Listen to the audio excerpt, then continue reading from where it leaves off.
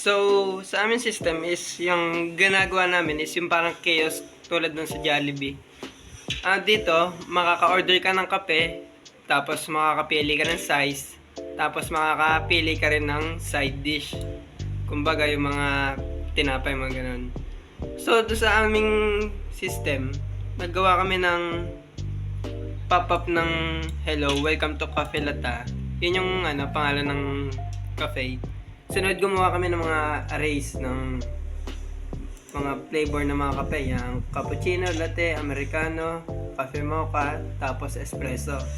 Yung sumunod naman doon is may tatlo kami size ng small, 20, tapos grande. Naka din yan, naka-array. So, yung presyo nun is naka-integer na array din.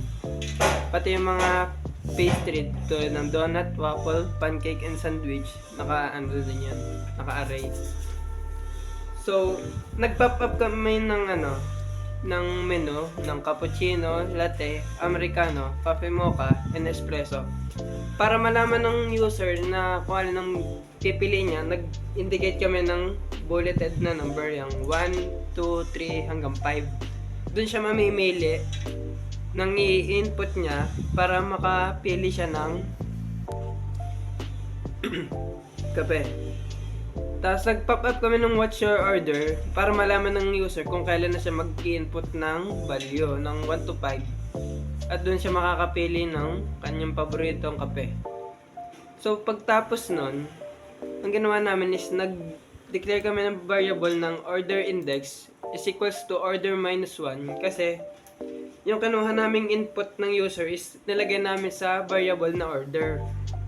So, para may print namin yung pinili ng user, ang ginawa namin is order index is equals to order minus 1 kasi ang index ng array is nagsisimula sa 0 hanggang sa size na 0, 1, 2, 3, 4, ganun yun. So, kaya kami nag-minus 1. So, coffee, yun yung pangalan ng array namin na naglalaman ng iba't ibang uri ng kape. Tapos, ang index namin ilalagay is yung order index.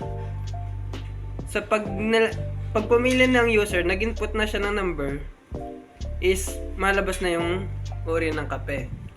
So, pagtapos nun, nag-pop up kami ng sizes, yun yung small, 20, grande, na may kasamang prices sa gilid niya. Para malaman ng user kung gaano kamahal yung kape na sizes. So, naglagay kami ng what's your size of your magpa-pop up plus yung coffee na array tapos yung index ng pinili ng user. Para kunya pumili siya ng cappuccino, pag in-input niyang 1, ang lalabas dun is what's the size of your cappuccino. Kasi gumamit kami ng array tapos kinol namin yung value niya para mag-pop up. So, pag pumili siya ng 1, 2, 3 dun sa sizes, yung malabas dun yung small, better, large. Tapos nun, may nagawa din kami ng would you like to try our pastry products? Yun yung mga kape. Yung waffle, sunod yung mga donut, ganun. So, pag pag nag-no ka, mag-preprint na yung bill nun. Yung bill is equals to yung bill mo kanina na pinili mo yung sizes. Kasi kunyari, ang pinili mo is small, ang bill mo is 55 pesos. Pero pag 20, 70, pag grande, 85. Yun yung bill mo. Tapos dito sa Codenare, dun lalabas yung yung nilagay namin na random na code. Katulad nung sa kiosk nga sa Jollibee at sa McDo.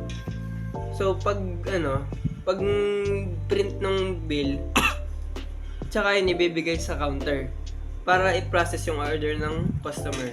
So pero pag nag-guess ka dito sa would you like to try our pastry products, mag-preprint kami ng menu na naglalaman ng tinapay tulad ng donut, waffle, pancake, tapos kasama na yung prices niya.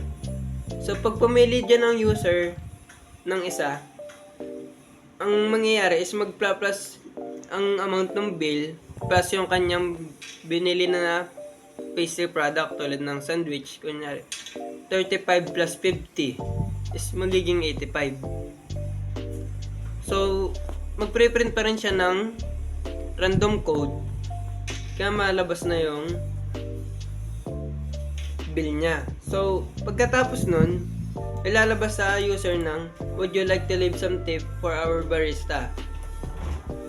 Pag nag-yes ka, may lalabas ng please leave an amount you like to tip.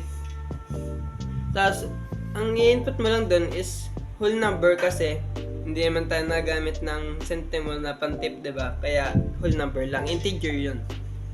So, pag nag-input ang user ng whole number, yung bill is equals to bill plus tip amount. Yun ang magiging final bill ng customer. Pero pag nag-no naman, diretso print na ng bill. So, ganito yan. I-demonstrate namin. So, ito na po yung output ng ating code. So, ang una pa lalabas na question is, what's your order? So, example po is 1. So, kaya po, cappuccino kasi yung ang ginamit po namin sa array is -1 kasi ang array po is nagsimula sa 0. Ang next naman po is, what's the size of your cappuccino? So, pag 2, yan, lalabas na po yung 20, yung 70 pesos din. Next naman po is, would you like to try our pastry product? So, pag nag-no po tayo dyan, ang lalabas na po automatic is yung bill na po. And then, would you like to leave something for our barista? So, pag nag-no po tayo is, diretso po tayo sa bill. So, dito naman dadako tayo sa what's your order. Dito sa what's your order, pipili tayo sa menu. Kunyari, pipili natin na latte. Click natin number 2. So, nasa latte tayo. And then, pag nakit natin latte, punta tayo sa sizes. Kasi sabi dito, what's the size of your latte?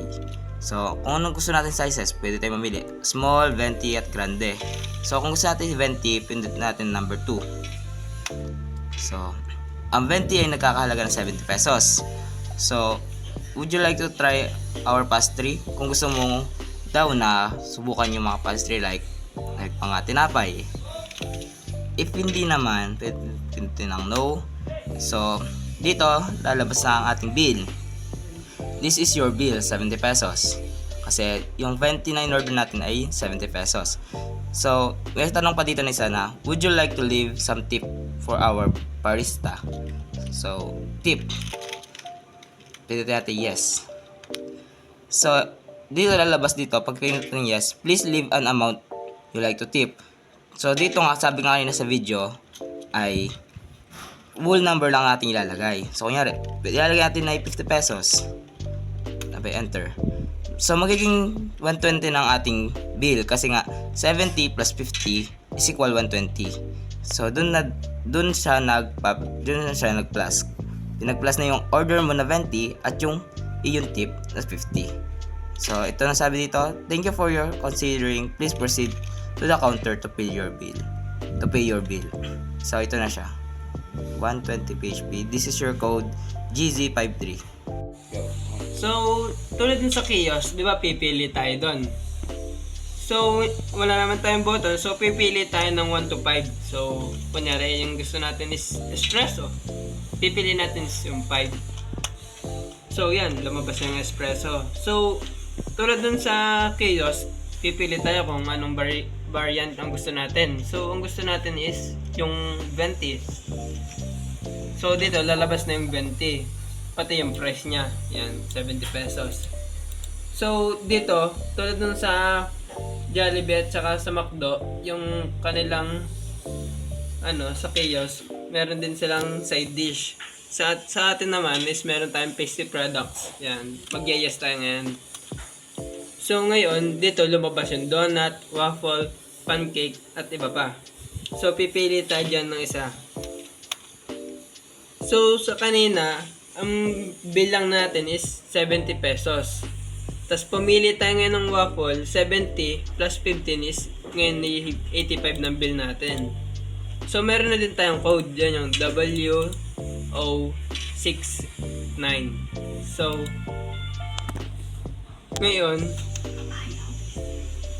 may nagpop up na, would you like to leave some tip for our barista? Mag-yes tayo dyan.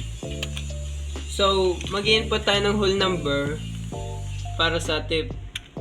Ngayon, ang ilalagay nating amount is 15 para magkasya ang ating budget. Since ang budget natin kunyari is 100, 85 ang ating bill, tapos ang ilalagay nating tip is 15, so sakto na yun para sa ating budget na 100 pesos. So, yan na.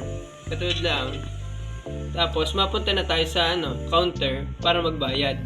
Tulad ng sa kiosk, pagka purchase mo, lalabas na yung bill at saka yung code. Tulad nito yon. So, mapunta na tayo sa counter para magbayad para ma-receive na natin yung order. Ayan, yun lang.